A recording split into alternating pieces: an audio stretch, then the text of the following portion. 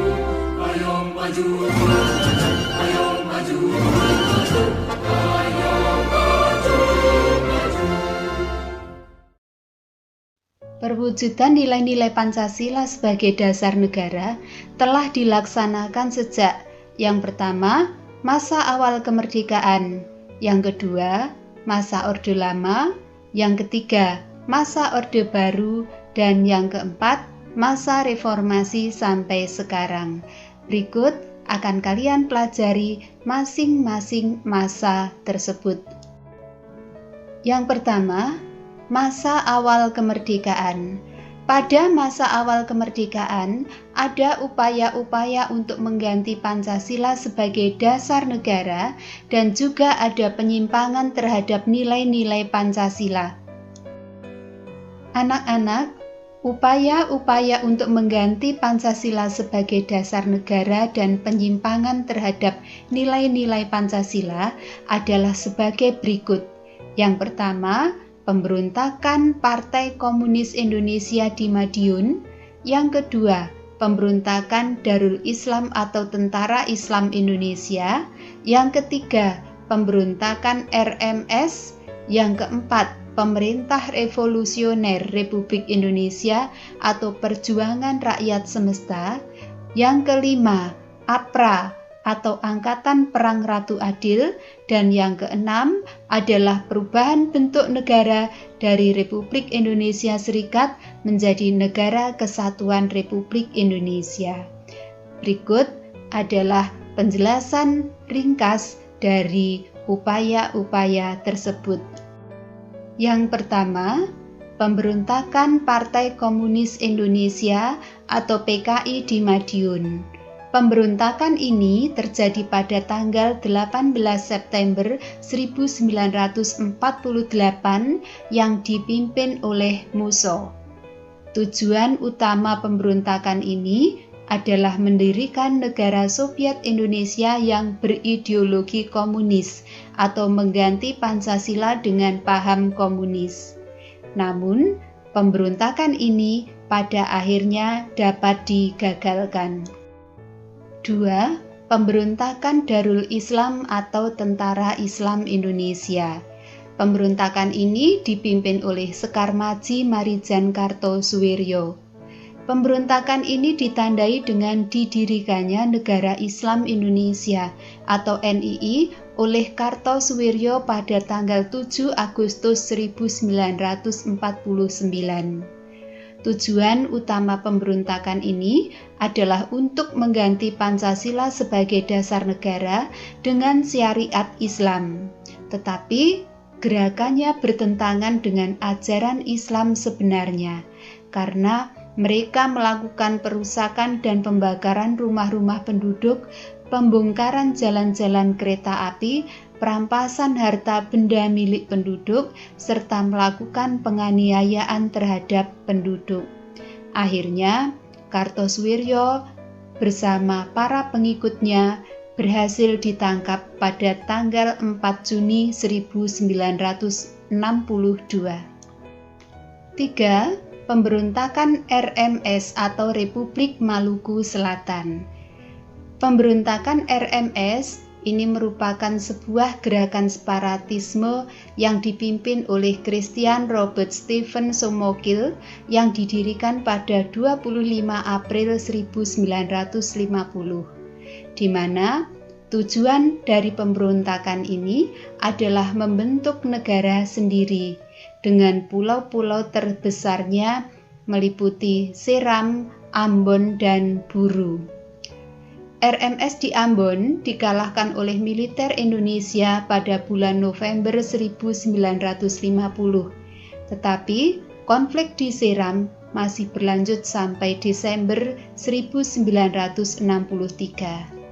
Kekalahan di Ambon berujung pada pengungsian pemerintah RMS ke Seram, kemudian mendirikan pemerintahan dalam pengasingan di Belanda pada tahun 1966. 4. PRRI atau Permesta.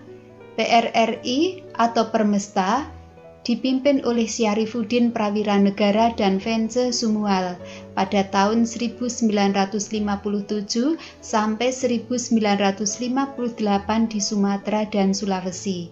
Gerakan ini merupakan bentuk koreksi untuk pemerintahan pusat yang dipimpin oleh Presiden Soekarno yang pada saat itu sudah tidak bisa lagi diberi nasihat dalam menjalankan pemerintahan, sehingga terjadi ketimpangan sosial. Pemerintah pusat dianggap telah melanggar undang-undang, dianggap pula sebagai pemerintahan yang sentralistis, sehingga pembangunan di daerah menjadi terabaikan dan menimbulkan ketidakadilan dalam pembangunan. Oleh karena itu, timbullah inisiatif dalam upaya memperbaiki pemerintahan di Indonesia.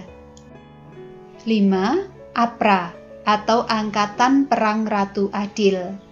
APRA merupakan milisi yang didirikan oleh Kapten KNIL Raymond Westerling pada tanggal 15 Januari 1949. Westerling memandang dirinya sebagai sang Ratu Adil yang diramalkan akan membebaskan rakyat Indonesia dari tirani. Westerling bersekongkol dengan Sultan Hamid II berusaha mempertahankan negara federasi yang dibentuk Belanda untuk melawan NKRI yang dipimpin oleh Soekarno-Hatta. APRA telah melakukan serangan kudeta terhadap pemerintah Republik Indonesia pada tanggal 23 Januari 1950 dan berhasil menduduki wilayah Bandung serta berhasil menewaskan beberapa tokoh bangsa, di antaranya adalah Menteri Pertahanan Sultan Hamengkubuwono IX dan Sekretaris Jenderal Ali Budiarjo. Kudeta yang dilancarkan Westerling mengalami kegagalan, sehingga dia terpaksa melarikan diri ke Singapura. Hal tersebut mempercepat pembubaran Republik Indonesia Serikat dan kembali ke bentuk Negara Kesatuan Republik Indonesia pada tanggal 17 Agustus 1950. 6. Perubahan bentuk negara dari RIS menjadi NKRI. Pada saat itu, terjadi perubahan bentuk negara dari Republik Indonesia Serikat menjadi Negara Kesatuan Republik Indonesia, sedangkan Konstitusi yang berlaku adalah Undang-Undang Dasar Sementara 1950. Dalam masa ini, berhasil dilaksanakan pemilu pertama di Indonesia pada tahun 1955 yang dianggap paling demokratis. Tetapi, anggota konstituante hasil pemilu tidak dapat menyusun Undang-Undang Dasar seperti yang diharapkan. Hal ini menimbulkan krisis politik, ekonomi, dan keamanan yang menyebabkan pemerintah mengeluarkan Dekret Presiden 5 Juli 1959 yang berisi: pertama, membubarkan Badan Konstituante. 2. Undang-Undang Dasar tahun 1945 berlaku kembali dan Undang-Undang Dasar Sementara tahun 1950 tidak berlaku. 3. Segera akan dibentuk MPRS dan DPAS. Pada periode ini, dasar negara tetap Pancasila, akan tetapi dalam penerapannya lebih diarahkan seperti ideologi liberal yang ternyata tidak menjamin stabilitas pemerintahan. 2. Masa Orde Lama mulai tahun 1959 sampai 1966. Periode ini dikenal sebagai periode demokrasi terpimpin. Apa itu demokrasi terpimpin? Demokrasi terpimpin merupakan sebuah sistem demokrasi yang seluruh keputusan dan pemikiran dalam pemerintahan negara berpusat pada pemimpin negara.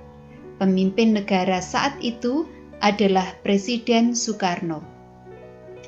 Ada 3 alasan mengapa Presiden Soekarno mencetuskan demokrasi terpimpin. Yang pertama, banyaknya gerakan separatis yang menyebabkan ketidakstabilan negara.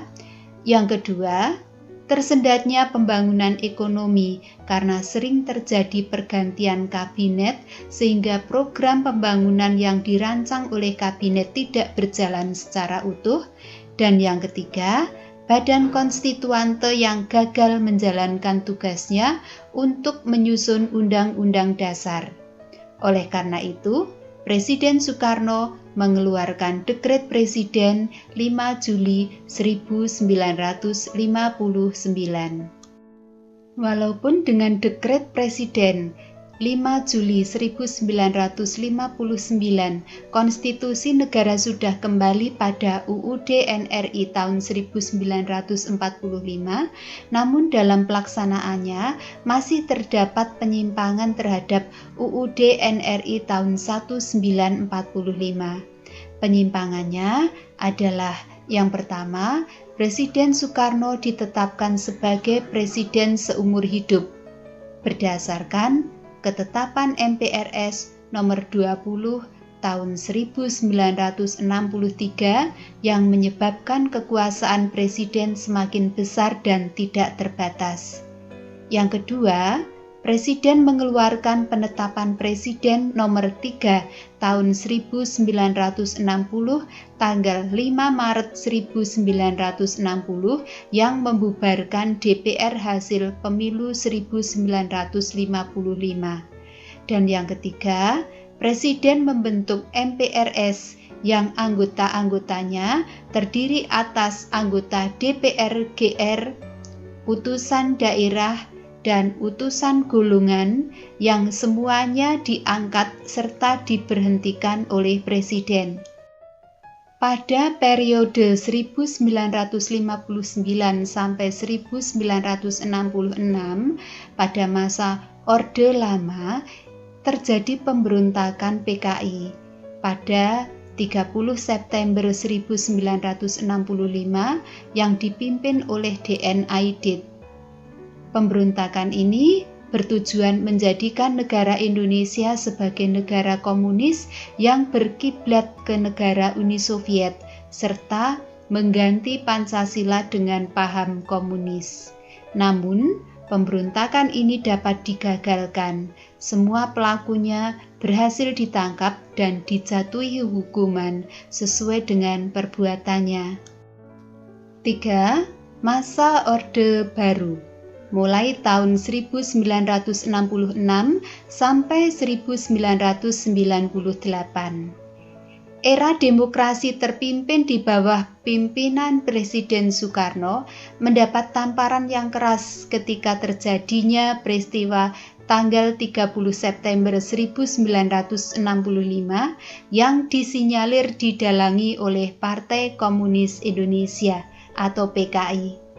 Pemberontakan PKI tersebut membawa akibat yang teramat fatal bagi partai itu sendiri, yaitu dibubarkannya PKI dengan seluruh organisasi di bawah naungannya dan dinyatakan sebagai organisasi terlarang di Indonesia. Begitu juga dengan Presiden Soekarno yang berkedudukan sebagai pemimpin besar revolusi dan Panglima Angkatan Perang Indonesia. Secara pasti, sedikit demi sedikit kekuasaannya berkurang, bahkan lengser dari jabatannya sebagai presiden. Hal tersebut terjadi dengan dikeluarkannya pengumuman penyerahan kekuasaan pemerintah kepada Jenderal Soeharto sebagai pengemban ketetapan MPRS nomor 9 tahun 1966 pada tanggal 20 Februari 1967. Perpindahan kekuasaan dikukuhkan oleh MPRS dalam sidang istimewa tanggal 7 Maret 1967 yang dituangkan dalam TAP MPR nomor 33 tahun 1967, yakni mencabut kekuasaan pemerintah dari Presiden Soekarno dan mengangkat Soeharto sebagai pejabat presiden hingga dilaksanakannya pemilu. Era baru dalam pemerintahan dimulai setelah melalui masa transisi yang singkat, yaitu antara tahun 1966 sampai 1968 ketika Jenderal Soeharto dipilih menjadi Presiden Republik Indonesia. Era tersebut kemudian dikenal sebagai Orde Baru dengan konsep demokrasi Pancasila, di mana visi utama pemerintahan Orde Baru adalah melaksanakan Pancasila dan UUD NRI tahun 1945 secara murni dan konsekuen dalam setiap aspek kehidupan masyarakat Indonesia. Masa Orde Baru di bawah pemerintahan Presiden Soeharto memiliki kelebihan, antara lain yang pertama, berhasil membubarkan PKI. Yang kedua, berhasil menciptakan stabilitas keamanan dalam negeri pasca pemberontakan PKI. Dan yang ketiga, pembangunan nasional dapat dilaksanakan secara bertahap dan berkesinambungan melalui rencana pembangunan 5 tahun atau Repelita dan program pembangunan yang tertuang dalam garis-garis besar haluan negara atau GBHN. Anak-anak, di samping ada kelebihan dari pemerintahan Orde Baru, ada juga beberapa penyimpangan yang dilakukan oleh pemerintah Orde Baru. Antara lain, yang pertama, lembaga kepresidenan merupakan pengontrol utama lembaga negara lainnya, baik yang bersifat suprastruktur seperti DPR, MPR, DPA, BPK, dan MA, maupun yang bersifat infrastruktur seperti LSM, partai politik, dan sebagainya. Yang kedua, kebebasan berpolitik dibatasi dengan jumlah partai politik yang terbatas pada 3 partai saja, yaitu P3, Golkar, dan PDI. Yang ketiga, dibatasinya kebebasan pers dan kebebasan berpendapat.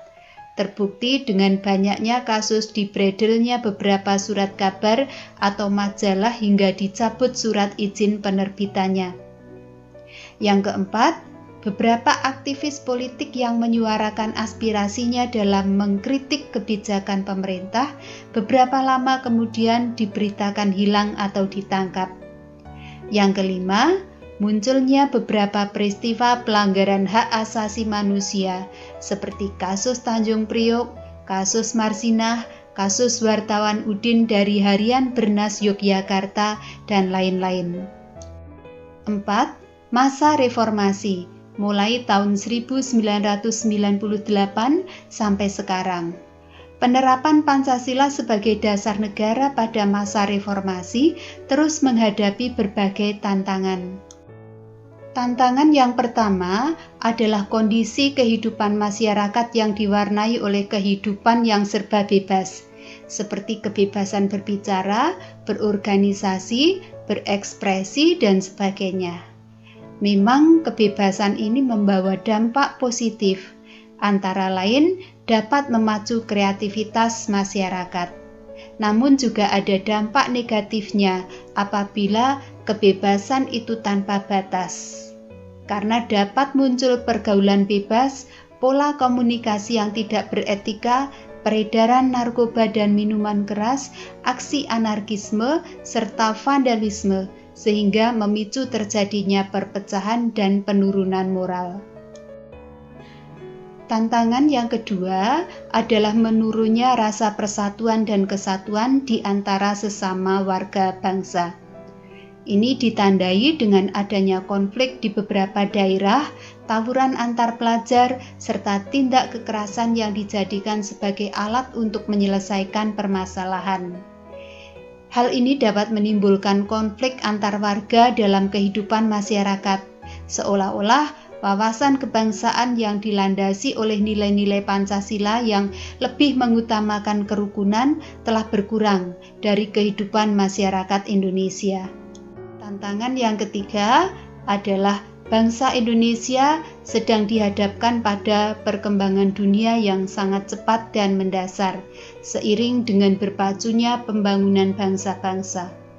Dunia saat ini sedang terus dalam gerak mencari tata hubungan baru, baik di bidang politik, ekonomi, maupun pertahanan dan keamanan. Nah, sebenarnya hal ini membawa dampak positif, yaitu bangsa-bangsa di dunia makin menyadari bahwa mereka saling membutuhkan dan saling tergantung satu sama lainnya. Namun ada dampak negatifnya juga, yaitu persaingan antar kekuatan besar dunia dan perebutan pengaruh masih berkecamuk. Salah satu cara untuk menanamkan pengaruh kepada negara lain adalah melalui penyusupan ideologi, baik secara langsung maupun tidak langsung. Nah, anak-anak, bagaimana menanggulangi penyusupan ideologi lain yang tidak sesuai dengan Pancasila?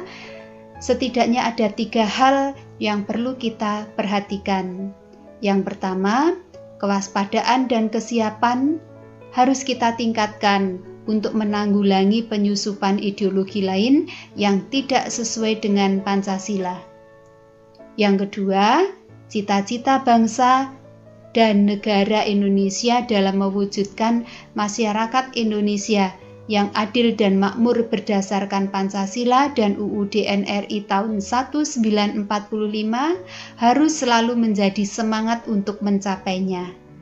Yang ketiga, diperlukan komitmen bersama seluruh rakyat Indonesia untuk mempertahankan serta melestarikan nilai-nilai Pancasila dalam kehidupan sehari-hari di segala aspek kehidupan.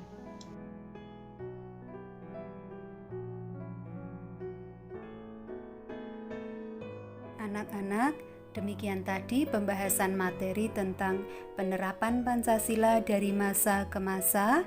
Terima kasih sudah memperhatikan, semoga bermanfaat untuk kalian dan sampai jumpa pada pembahasan materi berikutnya.